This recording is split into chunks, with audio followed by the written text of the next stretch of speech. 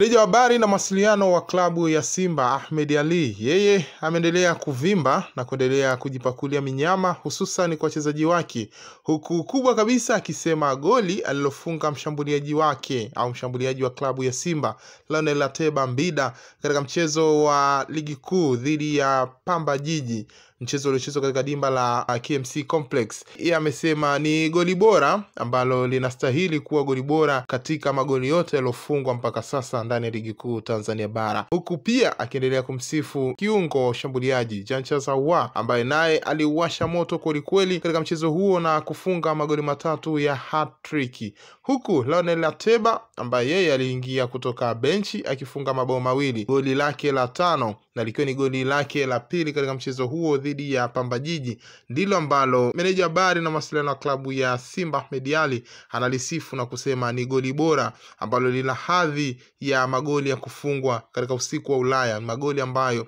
yanastahili kufungwa kwenye mechi kubwa kule barani Ulaya, lakini yeye ameshangazwa na amefurahi kuliona likifungwa katika dimba la KMC Complex na limefungwa na mshambuliaji wa Simba, ndio kitu ambacho kimezidi kumpa nguvu zaidi. Huyo hapa meneja huyo wa habari na mawasiliano wa klabu hiyo ya Simba Ahmed Ally, semaji la kafu, semaji la fainali, semaji la shirikisho, akifunguka zaidi kuhusiana na goli hilo.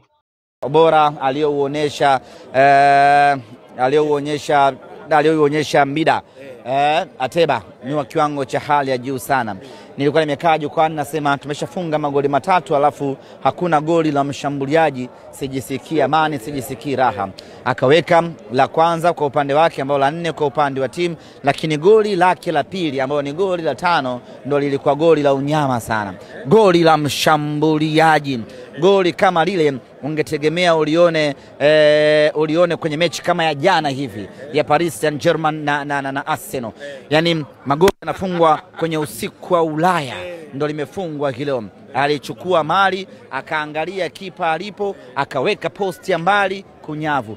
Ni goli ambalo linabeba thamani kubwa sana kwenye mchezo leo, na ni goli ambalo linawakumbusha watu kwamba huyu ni Lionel Ateba. Ubora wake unaweza ukapungua tu, lakini hauwezi kushuka kwa sababu ni mchezaji ama mshambuliaji mwenye uwezo mkubwa.